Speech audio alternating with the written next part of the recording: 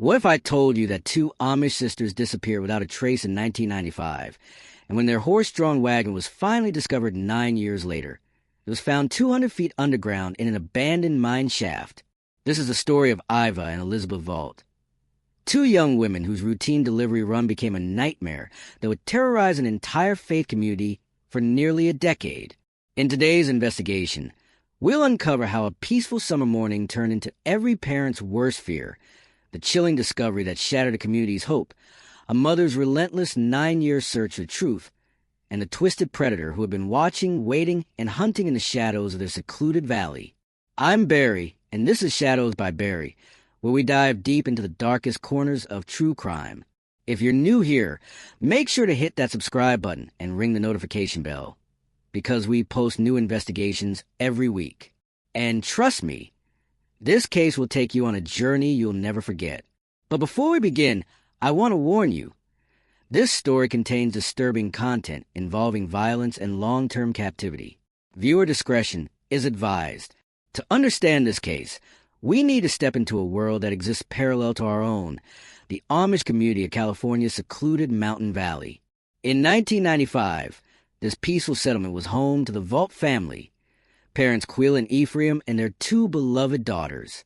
Iva, just 19 years old, was known for her gentle spirit and quick laughter. Her sister Elizabeth, 23, was a responsible older daughter who helped manage the family's delivery business.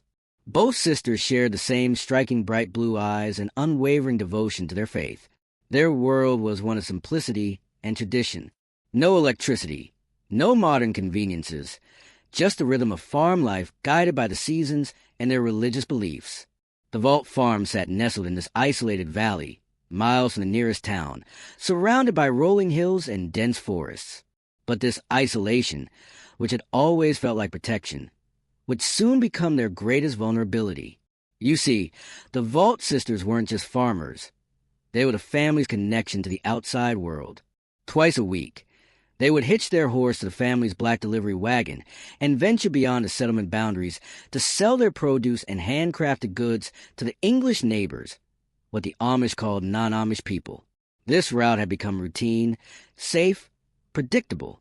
They knew every farm, every family, every winding road to the California foothills. The sisters were trusted ambassadors of their community, spreading goodwill wherever they went. What they didn't know was that someone had been watching them, studying their patterns, learning their route, and planning something unspeakable. July 15th, 1995. The morning dawned clear and warm in the California Valley. Inside the Vault farmhouse, the sisters were preparing for what should have been just another routine delivery day. Quila Vault watched her daughters move through their morning rituals with practiced efficiency. Iva packed the wagon with fresh vegetables and preserves, her movements quick and sure. Elizabeth carefully arranged their handmade quilts and wooden crafts, making sure everything was secure for the journey ahead. At exactly 8:30 a.m., they hitched their horse, Bess, to the family's black delivery wagon. The wagon itself was distinctive, reinforced with a unique weld repair that Ephraim had made the previous summer when the axle brace had cracked on a rough road. The sisters climbed on the wagon seat, their blue and purple dresses vivid against the black vinyl. They waved goodbye to their mother, who stood watching from the farmhouse porch, a habit she'd maintained for years. "We'll be back by sunset," Elizabeth called out, her voice carrying across the morning stillness. Those would be the last words Quila would hear from her daughters. The delivery route was extensive but familiar. First, they would visit the Miller farm just a few miles down the valley road, then the Henderson Ranch on the edge of the foothills. Finally, they'd make their way to the general store in Oak Haven, the small English town about 15 miles from the settlement. The return journey would take them along the back road, a narrow, winding path that skirted the edge of the mining territory. It was quieter than the main highway, more peaceful. The sisters preferred it because it felt more like home. But someone else knew about that back road, too. Someone who had been watching, waiting, and planning. At the Miller farm, the sisters completed their first delivery without incident. Mrs. Miller later told police she remembered them being in good spirits, excited about an upcoming barn raising in their community. The Henderson Ranch was their next stop, around noon. Mrs. Henderson, a kind English woman who had always been fond of the Vault sisters, watched them load her weekly order of fresh vegetables into her kitchen. "They seem happy," she would later tell investigators. "Cheerful. They were talking about some community event, laughing together. When they left, heading toward town, they waved from the wagon. It was—" Her voice had broken during the police interview. "It was the last time I saw them." The general store in Oak Haven confirmed the sisters had made their final delivery around 2 p.m. The store clerk remembered them purchasing some supplies for the journey home. Nothing unusual, nothing that suggested anything was wrong. And then, nothing. When the sun began to set that evening and the sisters hadn't returned, Quila felt the first stirring of anxiety. They were punctual girls, responsible. Something was wrong. By nightfall, when the black wagon still hadn't appeared on the familiar road home, the entire community knew. Iva and Elizabeth Vault had vanished. The search began immediately. Every able-bodied man in the Amish community joined the effort, along with local law enforcement and volunteer search teams. They combed every inch of the back road, every trail to the foothills, every possible route the sisters might have taken. But what they found was nothing. No wagon, no horse, no trace that Iva and Elizabeth had ever traveled that road. It was as if the earth had simply swallowed them whole. The investigation faced immediate challenges. The back road was isolated, with no witnesses. The terrain was rough and heavily forested, making search efforts extremely difficult. And the Amish community's reluctance to fully engage with outside law enforcement created additional complications. Detective Vance Russo of the Major Crimes Unit took lead on the case. He was a seasoned investigator, but the complete absence of evidence baffled him. "In 20 years of police work," he told reporters, "I'd never seen a disappearance so complete. 2 people, a horse, and a wagon don't just vanish into thin air." As weeks turned into months with no breaks in the case, theories began to emerge within the community. The most persistent and most painful for the family was what became known as the runaway theory. Some community members whispered that the sisters had been seduced by the allure of the outside world. They speculated that during their regular contact with English neighbors, Iva and Elizabeth had been tempted by the freedoms of modern life, the bright lights, the technology, the escape from the restrictive rules of their faith community. This theory gained traction because it offered a comfortable explanation. If the girls had simply run away, then there was no predator to fear, no evil lurking in their peaceful valley. The community could continue their lives without the terror of an unknown threat. But Quila Vault never believed it. Not for a single day. "My daughters would never leave without a word," she told anyone who would listen. They were devoted to their faith, to their family. Something terrible happened to them. Her husband Ephraim agreed, but as the months stretched on, the weight of uncertainty began to crush him. The man who had once been the pillar of his family grew quiet and withdrawn, his health failing under the strain of not knowing. Years passed. The case went cold. The investigation was officially suspended, though never closed. The community tried to move forward, to heal, to accept what couldn't be understood. But in 2004, 9 years after the sisters vanished, everything changed. A discovery so shocking, so impossible to explain, would shatter the runaway theory forever and prove that Quila's worst fears had been horribly, tragically correct. April 2004.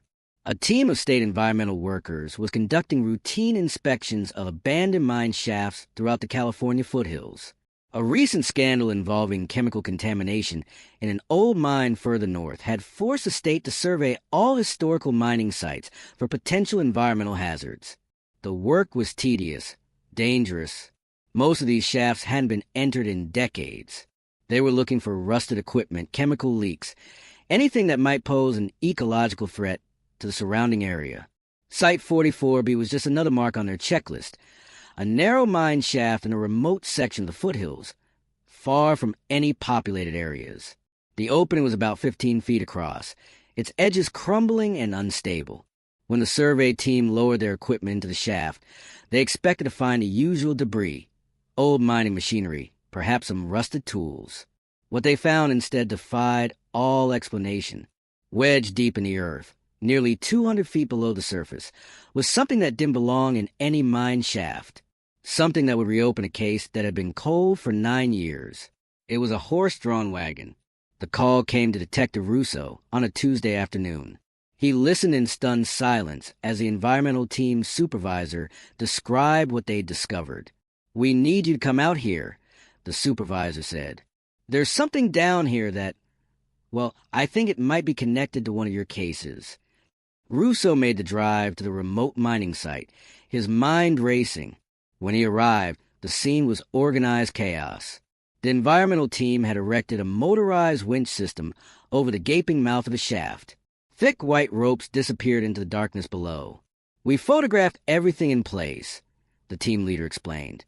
"But we need to bring it up to be sure of what we're dealing with." The extraction took hours. Slowly, agonizingly, the winch motor strained against the weight of whatever lay hidden in the Earth's depths. And then, emerging from the darkness like some grotesque resurrection, came the unmistakable outline of a buggy. But this wasn't the pristine black wagon that had disappeared in 1995. 9 years underground had transformed it into something nightmarish. The wooden frame was warped and weathered, covered in thick layers of dried mud and grime. The wheels were damaged, spokes broken or missing entirely. The black vinyl seats were torn and shredded. It looked less like a vehicle and more like the skeleton of some prehistoric creature, dredged up from the depth of the earth. Detective Russo immediately contacted Quila Vault. The conversation was brief, but her response was immediate and unwavering. "I must see it," she said. "If it is theirs, I will know." The drive to the mine site was the longest of Quila's life. When she arrived and saw the twisted wreckage laid out on the ground, surrounded by forensic technicians and crime scene tape, the years of hope and denial crashed down upon her. But she needed to be certain. Moving close to the wagon despite protests from the forensic team, she knelt down to examine the undercarriage. The complex network of springs and braces that every wagon owner knew intimately. "Clean this," she said, pointing to the rear axle brace, where thick mud obscured the metal. The technician carefully brushed away the hardened grime, revealing what lay beneath. And there was a rough, uneven weld where the brace had been repaired. Quila reached out, her finger hovering just above the ugly seam of metal. "My husband Ephraim did this the summer before they disappeared," she said, her voice barely above a whisper. "The brace broke when he hit a washout on the lower road. He wasn't skilled with the welding torch, but he was proud of the repair. It was a detail so specific, so intimate, that it couldn't be mistaken. The wagon in the mine shaft was definitely theirs." But the confirmation brought no relief, only a crushing weight of terrible understanding. This was not the aftermath of an escape. This was violence. This was disposal. The runaway theory died that day, buried beneath 200 feet of earth and 9 years of false hope. The question that haunted everyone was simple and terrible. If the wagon was here, where were Ivor and Elizabeth Vault? The discovery of the wagon reopened the case officially. But for Aquila Vault, the investigation had never stopped. Now, with concrete proof that her daughters had been victims of violence, her quiet grief transformed into something harder, more focused. But her determination put her at odds with her own community. The Amish elders, led by Bishop Yodar, came to her home 3 days after the wagon was found. They sat uncomfortably in her simple living room, their faces grave. "Sister Quila," the bishop began, "this news troubles the community deeply. We have prayed for acceptance, for peace in God's will. This involvement with English authorities, this reopening of old wounds, it serves no purpose." Quila met his gaze steadily. "My daughters were taken. Their wagon was thrown into the earth like refuse. This is not God's will. This is the work of evil, and I will not rest until I know the truth." The conflict was clear. Her faith demanded acceptance and forgiveness, but her heart demanded justice. The community wanted to heal and move forward. Quila needed answers. She made a choice that would isolate her from everything she'd known. She would find her daughter's killer herself.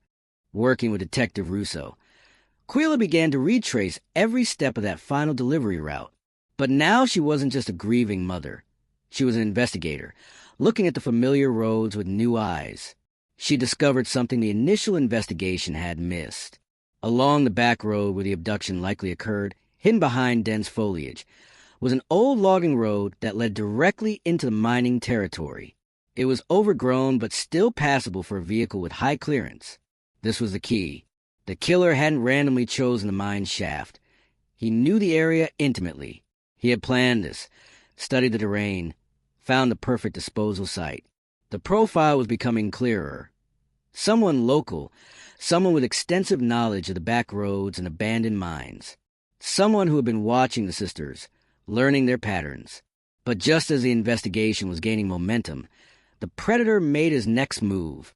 It was a Tuesday evening in late spring when 19-year-old Zilla Hostetler was walking home from a quilting circle. The same age Iva had been when she disappeared. The same innocent trust in the safety of their community roads. The attack came without warning. A dark utility vehicle pulled up beside her on a narrow dirt road. A large, heavy-set man jumped out and tried to force her into the vehicle. But Zilla fought back with desperate ferocity. She bit his hand, kicked at his legs, twisted free from his grip. In her terror, she noticed details that would prove crucial. The overwhelming smell of yeast that clung to his clothes, mixed with the sour scent of stale beer and sweat. Most chilling of all were his words. "You think you're so pure? You're nothing but hypocrites." This wasn't a random attack. This was someone with deep-seated hatred for the Amish community. Someone who saw their faith as a personal affront. Zilla escaped into cornfields, but the message was clear. The predator was still out there, still hunting, and now he was escalating. 2 days later, Quila found an envelope nailed to her gatepost. Inside was a crude handwritten note. "Stop searching. They are dead anyway. Leave the past buried, or more will follow." The threat confirmed what Quila had suspected. The man who attacked Zilla was the same man who took her daughters. He was watching her investigation, and he was getting desperate. But instead of backing down, the threat only strengthened Quila's resolve. She had been right all along. Her daughter's killer was still out there, and now she had clues to follow. The smell of yeast, the anti-Amish hatred, the intimate knowledge of the local geography. Quila realized she was looking for someone who had once been part of a community like hers, an ex-Amish individual with the skills and knowledge to plan such a crime, and the bitterness to carry it out. The breakthrough came when Quila did something that shocked everyone who knew her. She left the settlement and ventured into the English world to conduct her own investigation. Armed with the crucial detail about the smell of yeast, she began visiting local businesses in Oak Haven and the surrounding areas. At the feed store, she struck up conversations with longtime residents, asking about anyone who might have harbored resentment against the Amish community. The feed store owner, Mr. Abernathy, remembered him immediately. "There was a guy," he said, scratching his chin thoughtfully. "He used to come in here regularly back in the mid-90s. Volatile fellow, always complaining about the Amish. Said they were hypocrites and frauds. Claimed he left the community back east." Quila's heart raced. What did he do for a living? He was trying to start a brewery. Small operation out in the industrial area near the foothills. Called it Bitter Creek Brewing. The whole thing failed miserably, went bankrupt after a year or two. A brewery, the smell of yeast. The timeline matched perfectly. "Do you remember his name?" Quila asked. "Started with a B, I think. Baxter, B-R, something like that. I remember the smell more than anything else. He always reeked of yeast, like he bathed in stuff." With this lead, Quila made the difficult journey to the county records office. Hours of searching through dusty files yielded the breakthrough she needed. Bitter Creek Brewing, licensed in 1994, bankrupted in 1996. Owner, Kenton B.R. Detective Russo ran a background check on B.R. immediately. What he found sent chills down his spine. Kenton B.R. was still alive, living in Northern California. His record showed a pattern of minor offenses, DUIs, disorderly conduct, several assault charges. But more importantly, Russo discovered B.R.'s history before coming to California. In 1992, in Pennsylvania's Amish country, a 16-year-old Amish girl named Sarah Stoltz had disappeared while walking home from school. No witnesses, no evidence, no resolution. And Kenton B.R. had been questioned in connection with that disappearance. He had recently left his Amish community under bitter circumstances, publicly expressing hatred for their lifestyle and beliefs. But with no physical evidence, He'd been cleared. Now Detective Russo realized they weren't dealing with an isolated crime. They had a serial predator who specifically targeted Amish women, someone who had been hunting for over a decade. The urgency escalated dramatically. BR was still active, still dangerous, and likely aware that the investigation was closing in on him. Surveillance was established immediately. What they discovered was both encouraging and terrifying. BR was visiting his old brewery property regularly, the abandoned warehouse where he'd once tried to build his business. He spent hours there every day, behaving erratically paranoid. The isolated location, the connection to his failed past, the secretive behavior, it all pointed to one chilling possibility. Kenton BR was using the abandoned brewery for something, and Detective Russo feared they were running out of time to discover what. Unable to get a search warrant based on circumstantial evidence alone, and fearing that BR might destroy evidence or flee, Quila made a decision that would put her life in grave danger. She would confront him directly. Traveling to Northern California under the pretense of visiting relatives, Quila spent days observing BR's routine. Every morning at 8 a.m., he went to the same diner, a greasy spoon frequented by truckers and locals. On a Tuesday morning, Quila was waiting for him. When BR entered the diner, he looked exactly as Zilla had described, large, heavy-set, aggressive in his movements. He settled into his usual booth in the back corner, unaware that his past had just walked through the door. Quila approached his table with deliberate calm. "Kenton BR," she said, her voice cutting through the morning quiet. The reaction was immediate and explosive. BR's eyes widened in recognition. He must have seen her photo and news coverage of the Wagon discovery. "I want to know what happened to my daughters," Quila continued, her voice unwavering. "You have no right to be here," BR snarled, standing up from the booth. "And the smell of yeast," Quila pressed on, the words calculated to provoke. "The same smell from the day Zilla Hostetler was attacked." The accusation hit its mark. BR erupted in rage, flipping the table with violent force. Dishes shattered on the floor as he advanced on Quila. "I should kill you right now," he threatened, his voice loud enough for everyone in the diner to hear. The diner owner emerged from the kitchen, alarmed. "I'm calling the police." BR realized his exposure and fled, but not before confirming everything Quila suspected. His explosive reaction, his threats, his intimate knowledge of the attacks. It was all the proof she needed, but she had also painted a target on her back. The chase through the small town was terrifying. BR pursued her on foot, his rage driving him to hunt her through the streets like a predator stalking prey. Only by losing herself in a crowded outdoor market did Quila manage to escape. While BR searched frantically for her, Quila realized she had created the opportunity she needed. He was distracted, panicked, focused entirely on finding her. The brewery would be unguarded. That night, in an act of desperate courage, Quila broke into the abandoned Bitter Creek brewing warehouse. What she found inside was beyond her worst nightmares. Hidden behind stacks of grain sacks, secure with new padlock, was a reinforced cold storage room. And from inside, she could hear the faint sound of movement. Someone was alive in there. Breaking the padlock with bolt cutters she found in the debris, Quila pulled open the heavy metal door. The sight that greeted her would haunt her forever. In the small, windowless concrete cell, huddled on a filthy floor, was a woman, pale, emaciated, dressed in ragged clothes, her long hair tangled and dirty. When the woman opened her eyes, Quila saw the bright blue gaze she remembered so well. It was Iva, her younger daughter, 19 when she vanished, now 28 after 9 years of captivity. But the reunion was heartbreaking. Iva didn't recognize her own mother. 9 years of isolation and psychological abuse had shattered her identity, her memory, her connection to the world. Slowly, gently, speaking in Pennsylvania Dutch, the language of their home, Quila began to reach through the trauma. She hummed a lullaby she had sung to both her daughters when they were children, and gradually, achingly, recognition dawned in Iva's eyes. "Mama," she whispered, the word barely audible. But their reunion was cut short by the sound of an approaching vehicle. BR had returned, and they were trapped in his warehouse of horrors.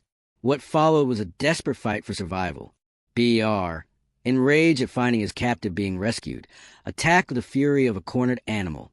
In the final moments, as he advanced on them with a metal pipe, Quilla did something that surprised even herself. She shoved a massive fermentation vat, using every ounce of strength born from 9 years of grief and determination. The heavy metal tank toppled, pinning BR beneath its crushing weight. His screams echoed to the warehouse as mother and daughter fled into night, running toward freedom and safety. Kenton BR survived his injuries and was arrested at the scene. The evidence found in the brewery warehouse was overwhelming. Writings that revealed his twisted ideology, personal items that had belonged to Elizabeth, and a horrific cell where Iva had been held captive. During the investigation of his property, authorities also found evidence linking him definitively to the 1992 disappearance of Sarah Stoltz in Pennsylvania. In court, the full scope of his crimes was revealed. BER had specifically targeted Amish women, viewing their faith community as a symbol of everything he blamed for his own failures in life. His hatred was so deep, so consuming, that he had dedicated over a decade to hunting them. Elizabeth Vault had been killed during the initial abduction when she fought back to protect her younger sister. BR had disposed of her body in a remote location that was never discovered. Iva he had kept alive, subjecting her to 9 years of psychological torture and indoctrination. Kenton BR was convicted on multiple counts of murder, kidnapping, and aggravated assault. He was sentenced to life in prison, without the possibility of parole. But justice, while served, could never restore what was lost. Iva's recovery was long and difficult. 9 years of captivity had left deep psychological scars that would take years of intensive therapy to heal. She had to relearn how to connect with the world, to trust, to remember who she had been before the darkness consumed her life. Quilla never left her side. The woman who had transformed from a quiet Amish mother into a relentless investigator now became something else entirely, a source of patient, unwavering love as her daughter slowly found her way back to the light. In the final scene of our story, we find them together in Iva's therapy facility. Quilla has brought a quilting frame, and slowly, patiently, she's teaching her daughter to remember the stitches they once shared. It's a small moment, quiet and simple. Iva's first stitch is imperfect, hesitant, but it's a beginning. One stitch at a time, they're rebuilding what was broken. One thread at a time, they're weaving their way back to each other. The healing continues, and in the end, love proves stronger than the darkness that tried to consume them. The case of the Vault sisters reminds us that evil can hide in the most unexpected places, targeting the innocent and vulnerable, but also shows us the incredible power of a mother's love and determination. Quilla Vault refused to accept the easy answers, refused to stop searching, refused to let her daughters disappear without a trace. Her courage not only brought her surviving daughter home, but also stopped a predator who had been hunting for over a decade. If this story moved you, please give it a like and share it with others. Cases like this remind us to stay vigilant, to look out for one another, and never to give up hope. I'm Barry, and this has been Shadows by Barry. Thank you for joining me on this journey into the darkness, and I'll see you in the next investigation.